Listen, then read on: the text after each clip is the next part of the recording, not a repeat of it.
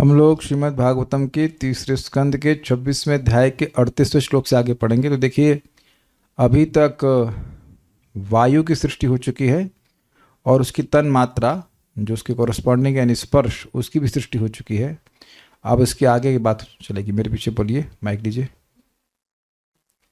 वायुश्च स्पर्श तन्मात्रात् रूपम दैविरिताद अभूत। वायुश्च स्पर्श तन्मात्राद रूपम दैवेरिताद अभूत। समुत्थितं ततस्तेजश्चक्षुरूपोपलम्भनम्। समुत्थितं ततस्तेजस। क्या आप लोग को नहीं दिखाई पड़ रहा है? उधर स्क्रीन शेयरिंग में दिखाई पड़ रहा है? हाँ।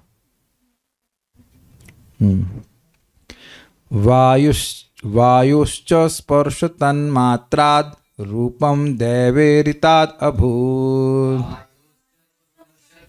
मात्राद रूपम दैवेरिताद अभूत। वायुश्च स्पर्श तन्मात्रात् रूपं देवेरितादभूत्। समुत्थितं ततस्तेजस् चक्षुरूपोपलम्भनम्। समुत्थितं ततस्तेजस् चक्षुरूपोपलम्भनम्।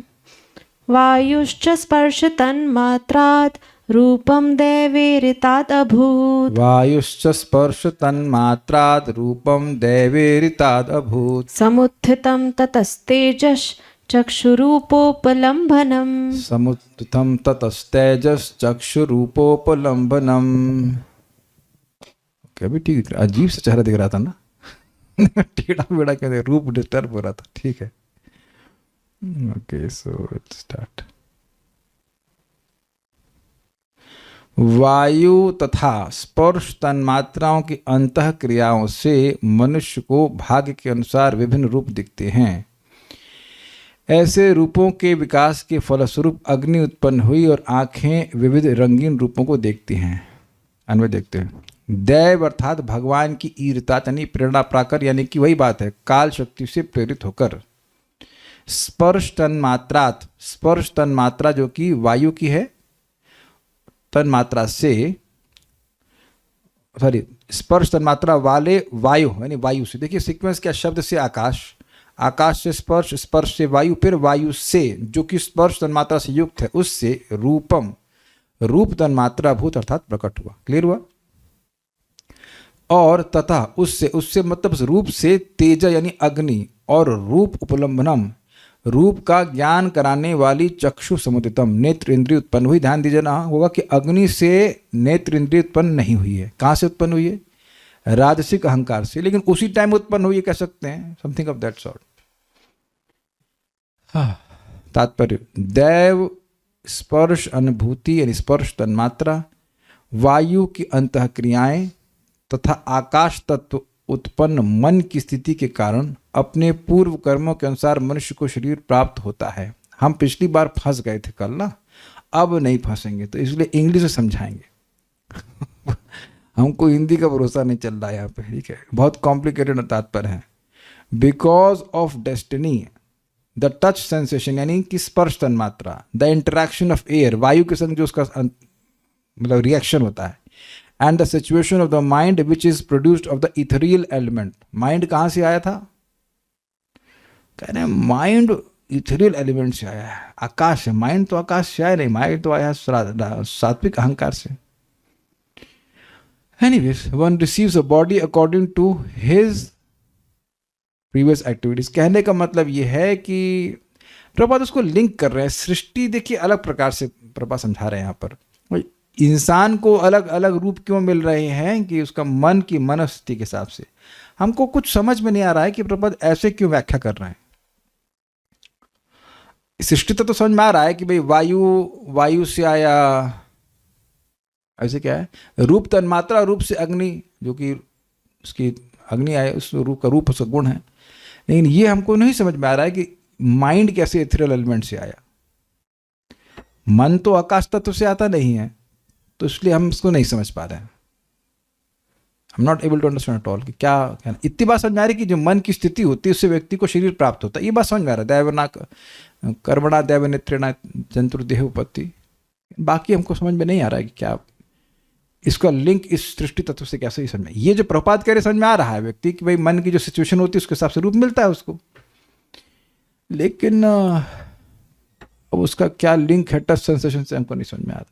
तो हम कहना आवश्यक नहीं है कि जीव एक शरीर से दूसरे में देहांतर करता है। Needless to say a living entity transmigrates from one form to another.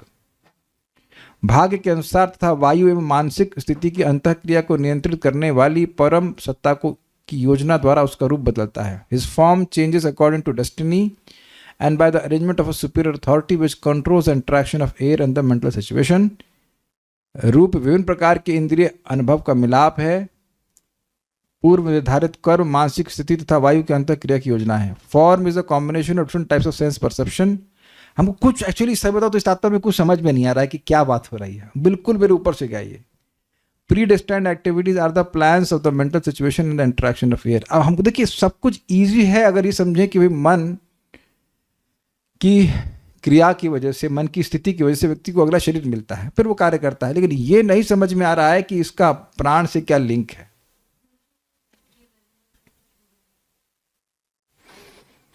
Ayurveda में जो ईथर बोल रहे हैं वो जरूरी नहीं कि प्रभुपाद उसको रेफर कर रहे, तो इसलिए हम अब छोड़ दे रहे हैं बात। हमको इतनी बात समझ में आ रही है, जो सृष्टि का जो फॉलोअप है वो सिंपल है। वायु, वायु से रूप तन्मात्रा और रूप तन्मात्रा से अग्नि यानी तेज उत्पन्न हुआ, बस इतनी बात समझ आ रही। तो अब रूप तन्मात्रा की गुणों को यहाँ बता रहे हैं, मेरे पीछे बोलिए, ये इंटरेस्टिंग है। द्रव्याकृतित्वं गुणता व्यक्ति संस्थात्वमेव च। द्रव्याकृतित्वं गुणता व्यक्ति संस्थात्वमेव च। द्रव्याकृतित्वं गुणता व्यक्ति संस्थात्वमेव च। द्रव्याकृतित्वं गुणता व्यक्ति संस्थात्वमेव च। तेजसत्वं तेजसः साध्वी रूपमात्रस्य वृत्तयः। तेजस्त्वं तेजसः साध्वी रूपमात्रस्य वृत्तयः। द्रव्याकृतित्वं गुणता व्यक्ति संस्थात्वमेव च। द्रव्याकृतित्वं गुणता व्यक्ति संस्थात्वमेव च। तेजसत्वं तेजसः साध्वी रूपमात्रस्य वृत्तयः। तेजसत्वं तेजसः साध्वी रूपमात्रस्य वृत्तयः। द्रव्याकृतित्वं गुणता व्यक्ति संस्थात्वमेव च। द्रव्याकृतित्वं गुणता व्यक्ति संस्थात्वमेव च। तेजसत्वं तेजसः साध्वी रूपमात्रस्य वृत्तयः। तेजसत्वं तेजसः साध्वी रूपमात्रस्य वृत्तयः। ये बहुत इंटरेस्टिंग श्लोक है। हे माता देवहूति, रूप के लक्षण, आकार, प्रकार, गुण तथा व्यष्टि से जाने जाते हैं। अग्नि का रूप उसके तेज से जाना जाता है। अब देखिए, थोड़ी देर करेगा, अब सही हो जाएगा। साध्वी अर्थात हे माता, हे माता।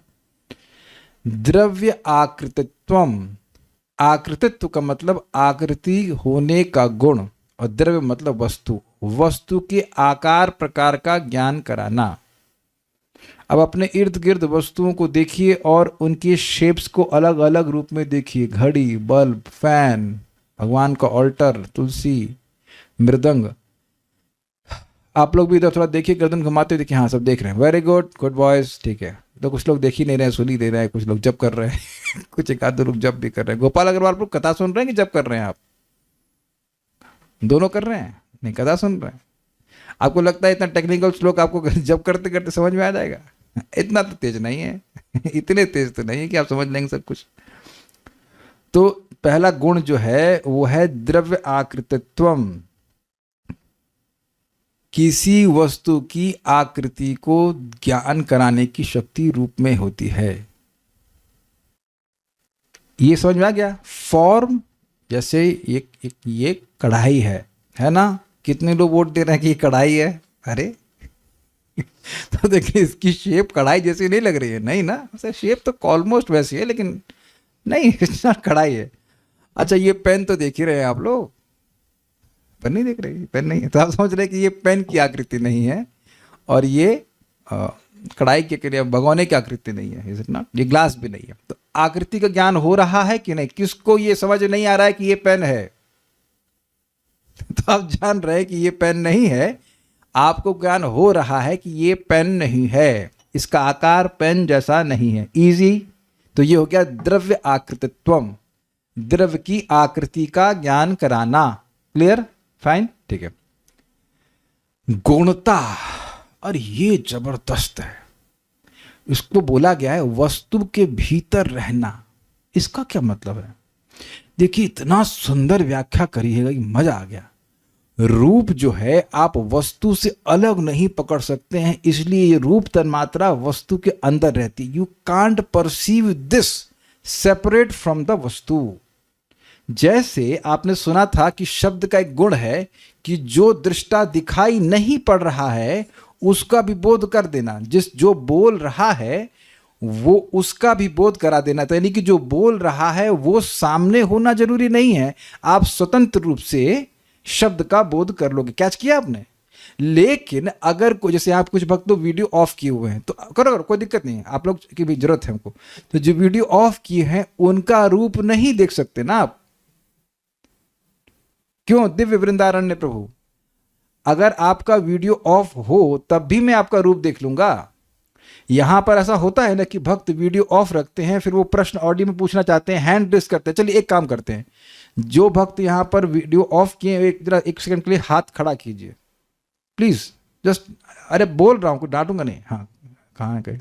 अब सब हाथ खड़ा करें। सिवाय भाई, सिवाय दिख क्यों नहीं रहे हमको? हैंड रेस करके रुके रुके रुके। हाँ, जैसे हिमांशी माता जी को तो आप देख ही रही हैं, कितनी पतली हैं वो, है कि नहीं? और ईश्वर कमली माता जी हैं कि प्रभु जी पता नहीं। तो आप देखने केवल हाथ खड़े हुए ही दिख रहे हैं। संतोष प्रभु, श्री लक्ष्मी माता जी, इनमें से कुछ दिख रहा है कोई व्यक्ति आपको? यहाँ पे कोई नहीं दिख रहा है। ऑब्वियसली यूट्यूब वाले तो कुछ भी नहीं देख रहे हैं। तो अब आप समझ गए बात कि अब आप हाथ नीचे कर लीजिए। Very good, very good. तो पॉइंट ये है कि गुणता मतलब वह रूप उस वस्तु के अंदर है। अगर वो वस्तु नहीं दिखेगी तो रूप भी नहीं दिखेगा। बात बहुत सिंपल है, लेकिन ये इसकी स्पेशल क्वालिटी है। स्पर्श भी, वायु न भी दिखे तो भी स्पर्श हो जाता है कि नहीं? स्पर्श का अनुभव होता है, ठंडी ठंडी वायु लग रही इत्यादि। लेकिन जब तक वस्तु नहीं दिखेगी आपको रूप नहीं दिखाई पड़ेगा। सबको समझा कि गुणता कर, तो हमको बहुत अच्छा लगा था। ये गौण है, it is secondary to the object. यानी जब तक वस्तु नहीं होगी वो आपको रूप नहीं दिखाई पड़ेगा। क्लियर? इजी, ठीक है। फिर इंटरेस्टिंग है, फिर कह रहे व्यक्ति संस्थात्वम, संस्था का गुण। व्यक्ति मतलब द्रव्य, द्रव्य के आकार प्रकार का होना। ये थोड़ा सा एक ही बात हो गया, लेकिन थोड़ा अंतर है। अंतर ये है, एक प्रॉप होता तो समझाता। ये एक कटोरी और ले, थोड़ी बड़ी वाली। तो एक ये छोटी कटोरी है और एक बड़ी कटोरी है। दोनों कटोरियां हैं, ये आपने निर्णय कर लिया कैसे? आकृति से। आप शॉप पे जाते क्या, कटोरी चाहिए, तो साइज क्या? तो अभी मैं एग्जांपल देता हूं। हाँ, वेरी गुड, वेरी गुड। सी, तो आप देखिए, ये दोनों ही कढ़ाई नहीं है। ये निर्णय आपने कर लिया, ये क्या है? कटोरी है। तो मैं कहूं कि ये छोटी कटोरी है और ये बड़ी कटोरी है। ये निर्णय कर पा रहे हैं रूप से कि नहीं कर पा रहे हैं? तो इसे कहेंगे व्यक्ति संस्थात्वम, यानी कि वस्तु के साइज का निर्णय करना। क्या रूप देख करके आप साइज नहीं समझ लेते हैं? अरे ये माता जी तो वेल जैसी है ये तो बहुत मोटी है ना? और तो वेल के बराबर तो नहीं हो सकती कि मोटी माता जी, पतली माता जी, मोटे प्रभु जी, पतले प्रभु जी नहीं देखते हैं आप? तो आकार नहीं समझ पाते हैं। तो आकार कैसे मालूम चलता है? रूप से ना। तो व्यक्ति संस्थात्व का मतलब है कि उसका साइज क्या है। Is it not? समझ में आ रहा है Dravit Prabhu? Can you pick up this? Small katori, big katori. तो ये बिग एंड स्मॉल का भी गुण कहां से आता है? रूप तन्मात्रा से आता है। 3 गुण याद हुए। एक फॉर्म, उसका साइज क्या है। दूसरा, उसके अंदर रहता है, अगर वो वस्तु नहीं दिखेगी तो रूप नहीं दिखाई पड़ेगा। और तीसरा, उसका क्या बोल गया? साइज बोले मैं गलत बोल गया। आकृति दिखेगी, वो हो गया आकृति। उसके बाद गुणता मतलब उसी में है रूप, अगर वो नहीं वस्तु दिखेगी तो वो रूप नहीं दिखेगा। और तीसरा, उसका साइज। भाई घर है, घर का साइज कब अलग अलग हो गया कि नहीं? कहीं बंगला है, किसी का छोटे गाड़ी, सॉरी छोटा घर है, लाइक दैट। तो ये सब रूप की वजह से हो रहा है कि नहीं हो रहा है? इजी, आप लोग इजी समझना, क्योंकि सब चीजें आप देखते हैं, बस उसको इस तरह अलग अलग किया जा रहा। और तेज सत्वम, सूक्ष्म मात्रा रूप होना, अर्थात तेज मतलब अग्नि। तो अग्नि का तेज सत्व अर्थात अग्नि का सूक्ष्म क्वालिटी, जैसे भाई जल की क्वालिटी है रस, आकाश की क्वालिटी है शब्द, वही वही चीज़ चल रही, नई बात नहीं है। और वायु का सूक्ष्म रूप है स्पर्श, तो उसी तरह तेज अर्थात अग्नि का सूक्ष्म रूप क्या है? रूप। तो इसलिए कह रहे हैं तेज सत्वम, सूक्ष्म तन्मात्रा रूप होना, एवं ये ही रूप, रूप मात्रा से रूप तन मात्रा वाले तेजसः वृत्तियां, तेज की वृत्तियां हैं। हाँ, तेज की वृत्ति, ठीक है, सही तो बोल रहा हूं। भावार्थ दीपिका, द्रव्याकृतित्वम, द्रव्य के आकार का संपर्क होना, मतलब रूप के कारण व्यक्ति को समझ में आता है कि द्रव्य का, वस्तु का आकार क्या है। क्लियर? ठीक है। गुणता मतलब द्रव्य की अपेक्षा गौण रूप से प्रतीत होना, शब्द की स्वतंत्र रूप से प्रतीति होती है। अप्रत्यक्ष द्रव्य स्पर्श आदि की भी स्वतंत्र रूप से प्रतीति होती है। समझे बात? अभी समझाया था ना मैंने। अभी से वेदवादिनी श्लोक बोल रही थी तो किसी को दिखाई तो ना पड़ रही थी, फिर भी आप उनकी बात सुन पा रहे हैं। अग्रीड? ऐसे ही कभी कभी कोई व्यक्ति का स्पर्श हो जाए लेकिन आप जरूरी नहीं कि उसको देखें, जैसे कि जेब कतरे जेब कतरे पूछ करके स्पर्श करते, भाई साहब थोड़ा सा उधर पे अपना जेब ढीला कीजिए, आपका सामान निकालो, खट से निकाल लेते हैं। या बंदर तो खट से चश्मा निकाल लेगा, पता भी नहीं चलेगा। तो स्पर्श की भी अनुभूति हो सकती है व्यक्ति को बिना वस्तु को देखे। या अगर सिंपल कहे तो हवा का संपर्क कहाँ होता है, मतलब दिखता, हवा दिखती तो नहीं है, लेकिन किंतु रूप की प्रतीति स्वतंत्र रूप से न होकर गौण रूप से ही होती है। समझे बात? अब अगर वो व्यक्ति नहीं दिखा तो आपको स्वतंत्र रूप से रूप दिख सकता है क्या?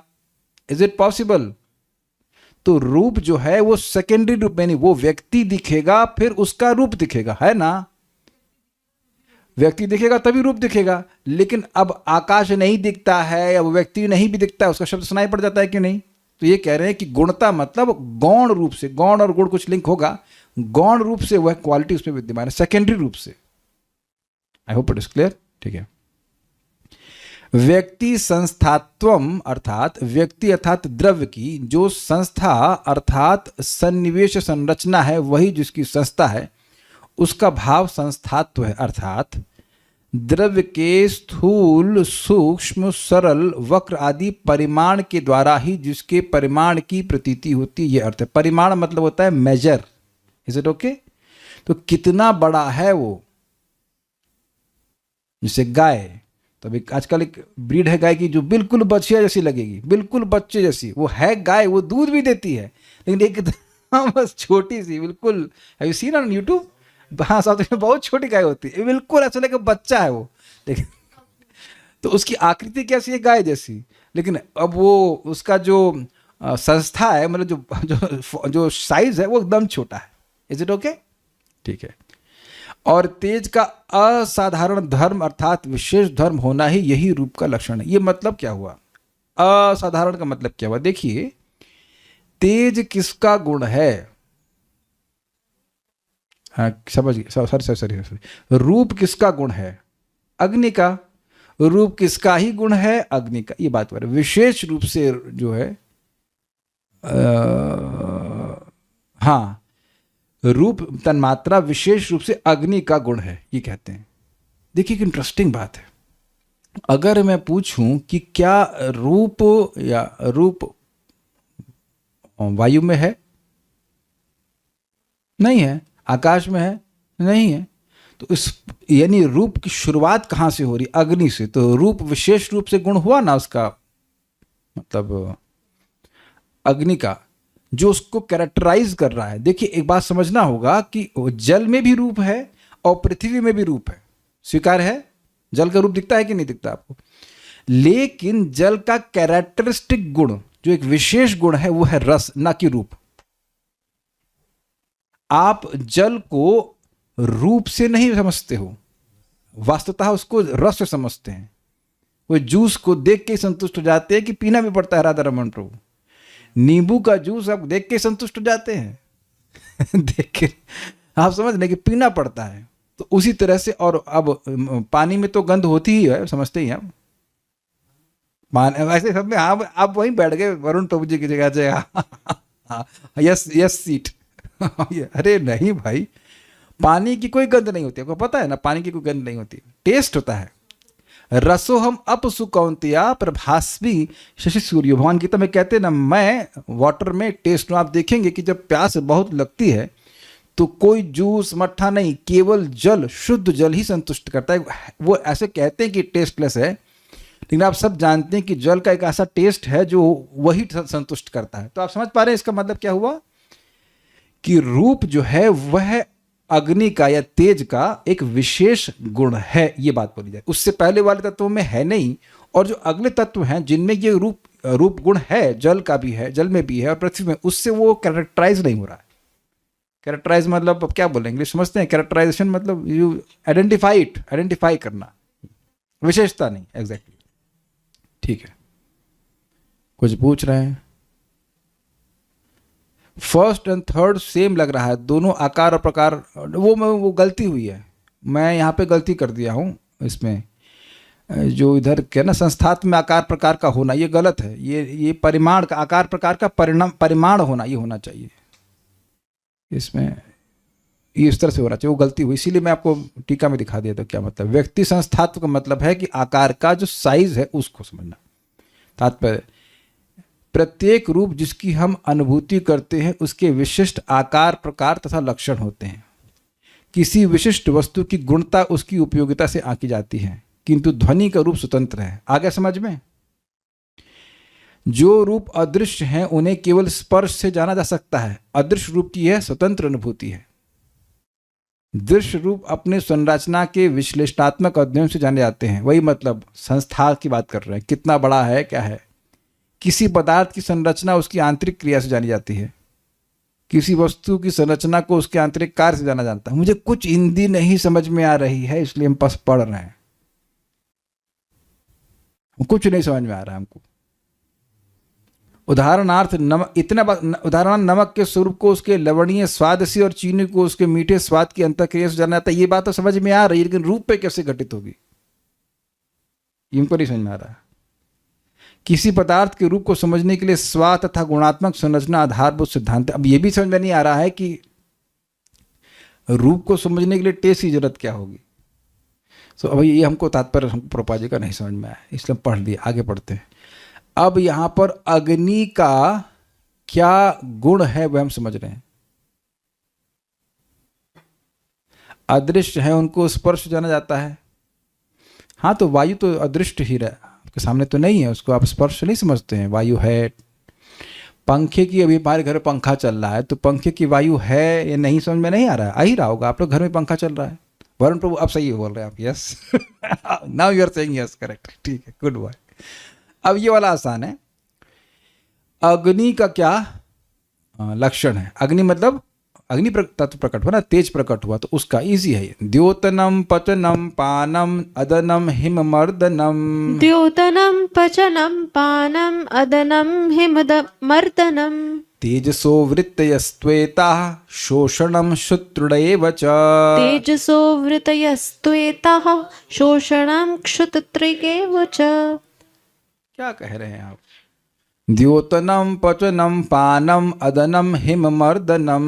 द्योतनं पचनं पानं अदनं हिममर्दनं। तेजसो वृत्तयस्त्वेताः शोषणं शुत्रुडेव च।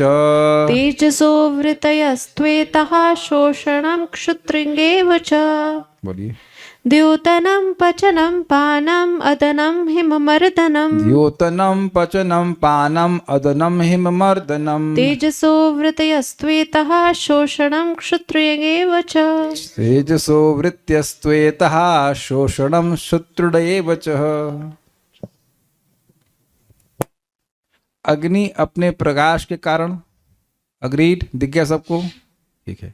पकाने, भोजन जो बाहर पकाते हैं। पचाने, जो घर में पेट में पचता है। शीत नष्ट करने, इजी। भाप बनाने की क्षमता के कारण, स्टीम। एवं भूख, प्यास, खाने तथा पीने की इच्छा उत्पन्न करने के कारण अनुभव की जाती है। इजी है तात्पर्य, बहुत इजी है। तो तथा मतलब महाभूत अग्नि के बारे में बोल रहे हैं। द्योतनम मतलब चमकना, द्योतमाना मतलब चमकता है जो। तो आग अग्नि में प्रकाश गुण होता है। पचनम मतलब पचाना, जो खाना हम खाते हैं वो पचता है अग्नि के कारण। हिम मर्दनम मतलब शीत को दूर करना, मर्दन मतलब नष्ट करना, ठंडक को। शोषणम मतलब सुखाना, जैसे कि पानी कहीं पड़ा हो तो सूख जाता है, तो हीट होगी तभी सूखेगा, इजी। शुद्ध और दृढ़, भूख प्यास लगना। और च मतलब और, अदनम यानी खाना, पान मतलब पीना, मतलब खाने और पीने की इच्छा होना। एता ये ही तेजसा वृत्ति, तेज के कार्य अग्नि के कार्य हैं। तो अग्नि बाहर भी है अंदर भी है। तात्पर्य, अग्नि का पहला लक्षण है प्रकाश तथा ऊष्मा का वितरण करना, इजी है। अग्नि की उपस्थिति आमाशय में भी अनुभव की जाती है, अर्थात पेट में। बिना अग्नि के हम खाए हुए भोजन को पचा नहीं पाते। बिना पाचन के न तो भूख लगती है, न प्यास, और न खाने पीने की शक्ति रहती है, इसलिए बिना भूख के खाना नहीं भी चाहिए। ये आप नोटिस करेंगे कि बहुत बार हम लोग वास्तविक भूख से नहीं खाते हैं, वो खाली मन में रहता है इसलिए खा लेते हैं। ये नहीं करना चाहिए, इससे रोग बन जाता है बहुत। वस्तुतः 2 बार खाना पर्याप्त होता है। अब कोई विशेष कारण से 3-4 बार खा रहा हो तो अलग बात है, अन्यथा 2 बार सुबह आप सूर्य जब उदित हुआ है उसके 2.5 घंटे के अंदर खा लेना चाहिए। आप नोट करेंगे 6:30-7 बजे तक सूर्य उदित होता है तो आपको भूख लगना शुरू हो जाएगी। 7, 7:30, 8, 9 बजे तक खा लेना चाहिए। फिर उसके बाद आप 5 बजे देखेंगे कि जब सूर्य अस्त होने वाला है, 5 बजे तो नहीं होता है, जैसे 5:30, 5:45, तो उसके 2 घंटा, 1.5 घंटा पहले आपको फिर भूख लगने लग जाएगी। हमने गायों को भी देखा इस तरह से, आपने भी तो गौशाला में देखा ना करना मित्रों। ये बार बार जो खाने की आदत है वो केवल मन से उत्पन्न है। आप जरा नोट कीजिए कि वाकई भूख लगती है या मन सिग्नल दे रहा है कि तुम्हें भूख लग जानी चाहिए। टाइम हो गया भूख लगने का। कौन सा वो फ्रेज करते हैं उसमें, मन की भूख को क्या कहते हैं वो, एक टमी की भूख है, और हाँ वो कहते हैं एक टमी की भूख है और एक टॉमी की मन को टॉमी नाम दिया, कह रहे एक टॉमी की भूख और एक टमी की भूख। तो टमी की भूख को भूख लगे तो खाना चाहिए, लेकिन टॉमी साहब बोल रहे हैं तो नहीं खाना चाहिए। ये सिद्धांत है, इससे आप स्वस्थ रहेंगे। जब अपर्याप्त भूख तथा प्यास रहे तो समझना चाहिए कि जठराग्नि मंद पड़ गई है और इस अग्नि मांद्यम का आयुर्वेदिक उपचार किया जाता है। एक इंटरेस्टिंग बात और भी आपको बताऊं, क्या इंटरेस्टिंग बात है, मुझे तरुण कृष्ण वो बता रहे थे कि बुखार में टेम्परेचर बाहर क्यों बढ़ जाता है, पता आपको? आपने अनुभव किया होगा कि बुखार में टेम्परेचर स्किन पे आ जाता है और भूख नहीं लगती है। अनुभव किया सबने, सभी ने किया होगा। तो होता यह है कि जो पेट की अग्नि है वो स्थानांतरित होकर के स्किन पे आ जाती है। This is very interesting. जो पेट की अग्नि है वो डिस्प्लेस होकर के आपकी चमड़ी पे आ जाती है, तो इसलिए चमड़ी हीट हो जाती है और भूख खत्म हो जाती है। तो जो भी इलाज होता है उसमें एक किया जा रहा है कि अग्नि को वापस बुखार में अपने पेट में वापस लाया जाए। ऐसा मुझे तरुण कृष्ण को बताया, बहुत इंटरेस्टिंग लगा था ये बात। ठीक है, इसीलिए जब बहुत व्यक्ति को बुखार होता है तो बहुत गरिष्ठ भोजन नहीं देते उसको, क्या खिचड़ी या हल्की हल्की चीज़ देते हैं, ताकि अग्नि है ही नहीं तो डाइजेस्ट कैसे होगा, सड़ेगा वो पेट में।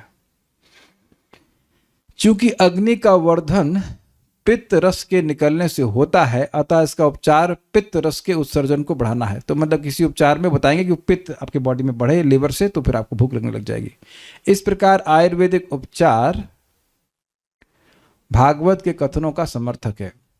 शीत के प्रभाव को दमित करने में अग्नि का गुण सर्वविदित है। ठंड को हीटर चला लेते हैं आप, असह्य शीत का सामना अग्नि द्वारा किया जाता है। तो बात खत्म। अब इसके बाद जल होगा। हमको प्यास लग रही है, आप लोग भी पानी वानी पीजिए, रेस्ट कीजिए। तो हम लोग जल के बारे में कल सुनेंगे। एक एक दिन में एक एक बात समझना चाहिए और कुछ नहीं है। So stop here. कोई प्रश्न है? एक। कोई प्रश्न है? दो। कोई प्रश्न तो नहीं है ना? ठीक है, so stop here. Shrimad Bhagavatam की जय, श्रील प्रभुपाद की जय, निताई गौर प्रेमानंदे।